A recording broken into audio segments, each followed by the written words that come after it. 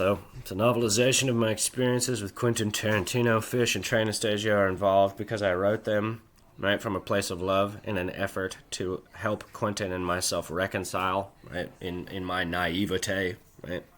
It took me until February of this year to really see, right, that there is no reconciliation, that there is no, right, that he's created this condition, right, obviously to compel me to madness, to compel me to suicide, right, because no one in their right mind, right, would create such a condition where we both exist as psychic phantoms in the other one's mind and expect it to persist for the last 30 years of their life. That is a logical fallacy. That is, right? That is a dangerous condition psychologically, right? Therefore, right? His intention was always to overwhelm me, right? How many times has he said, right? So, for sure, between August and February, how many times did he say, God, I can't wait till this guy blows his brains out. Then I'll be free of it. Right? And so now, right, now we're talking about it, right? Because after I realized, right, what his design is, right, which is me 6 feet in the ground, right, that I had the thought, now that, not because like I have the densest braid of celestial resonance, right, probably of any millennial in my mind. He cannot break my mind with his mind, right? So now that he knows that, right, now that he knows that, right, that we're both clairvoyants, right, that this isn't, right, it's a two-way street, right? You don't have to have money to be wise, right? What is he prepared to do to put me in the ground? And so he stole my fear because I know what the game is, right? I know what someone can do to anyone, right? I know how easy it is to destroy someone with your mind, right? And he's descended into disgusting base black magic to poison my body, right? And so we're talking about it, right? And so the argument, right, the argument is that I'm not well, right? The argument is that, oh gosh, how unfortunate, right? And so if that's true, right? If that's true, right? Then, right, it's time to release the screening of Jackie Brown last year, right? That's right? But he can't do that, right? Because he has there's nothing to show, right? There's nothing to show like, oh, this is how, right? That if, as soon as he releases that, right, that everything that I'm saying is true, right? That's the point, right? That I'm not unwell. I am of sound mind, right? So, right? We're talking about it, right? So, you have a thought, right? Right? You have a mind, you have a conscious awareness, right? Right? Embossed within every cubic centimeter of space, right, is the quantum archetypal geometric scaffolding for all manifested reality, right? That this is, right? This is the condition, right? Right? And so when we say that life has an intellectual origin, right, we understand, right, that Presbyterians espousing fire and brimstone, denouncing the evils of magic, of sorcery, right, that all of these things, right, that they're, right, that they're amateur, right, that they're childish notions of deity, right, that the true condition is that God is stillness, God is rest, right, that there is, right, when the atheist says there's nothing to pray to, right, right, when Salman Rushdie says blasphemy is a victimless crime, right, they're both right, but they're both wrong at the same time, right? That obviously religion is a psychological necessity within man, right? That obviously looking up, seeing the mystery, seeing Orion in the sky, right?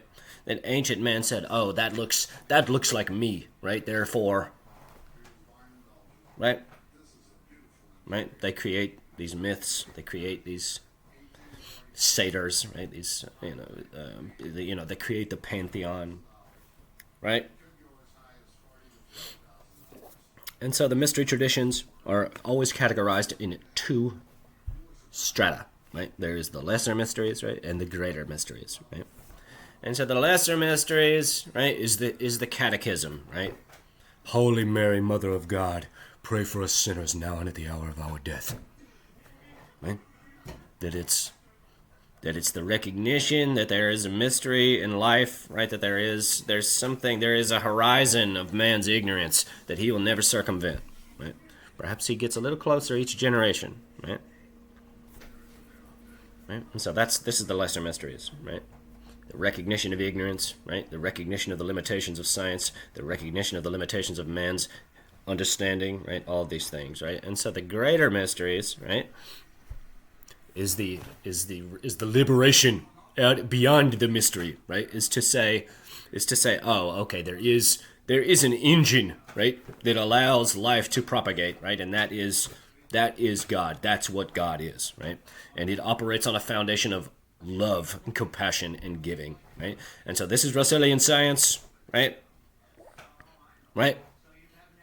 That all things exist, right, forever as idea, right?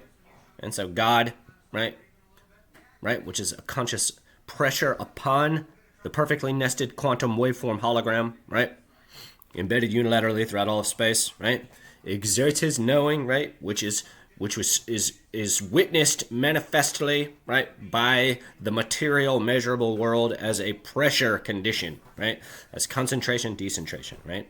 And so as soon as something comes into the world out of static inertia, right, it operates solely on a principle of giving, right, of love, right. The sun has no concern for what it receives.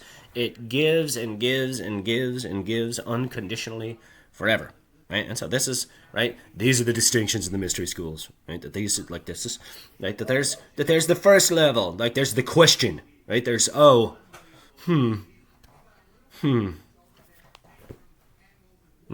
does it all come into being, right? And that's the first thing, right? But the secondary, the tertiary, everything thereafter, right? There's the question and then there's the answer, right? And so instances of clairvoyance, right, instances of psychic phenomenon, right, all derive from this same knowing. Yes, that's the point, right? Right? This is right? Right? So the things that people refer to as psychic, telepathy, right, clairvoyance, right, remote viewing, thaumaturgy, right, all these things, right? They're the same things that people refer to as magic and sorcery, right? Right? This is unequivocal, right? That logic is absolute. They're the same things, right? They're not similar things. They're the same things, right? And so now the two of us are embroiled in this thing, right? Where it's become, right? It's become an actual, right? There's no more subtlety, right? Like he was playing some bullshit subtle game, right? To make me go, oh, it's all so much, bang, right? And so now, right? Everyone that I've written, right, about this, right? Everyone that I wrote in an effort to help us reconcile, right, have all closed ranks around him. They all insulate his evil, right? And so, in so doing, the things that he's done to me, right? Right? As far as my understanding is concerned, right? That he has given me, right, divine authority, right, to take action, right? And so, right, again, I live in perpetual fear, right? There is never a moment that goes by where I don't think, oh, when's he going to hit his breaking point and send people to murder me? This is obviously a violent man, right?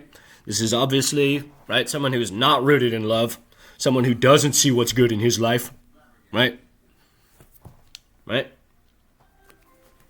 He would rather dedicate all of himself towards destroying me, right? And so, right? There's nothing I can do about it, right? He knows exactly where I am, right? He sits in his ivory tower. Hardy har har har. Right? But I have no choice now. I have to build it. I'm building something, right? That's, again, right?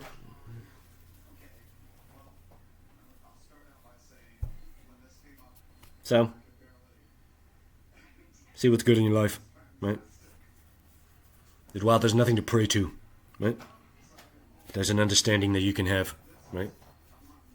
That the intellectual origin of life, right, propagates life through love, through giving, right? That's like, this is, right? Those are the greater mysteries. There's another. Why might not that be the skull of a lawyer? Where be his quiddits now? His quillets, his cases, his tenures, and his tricks. Why does he suffer this rude knave now to knock him about the sconce with a dirty shovel, and will not tell him of his action of battery?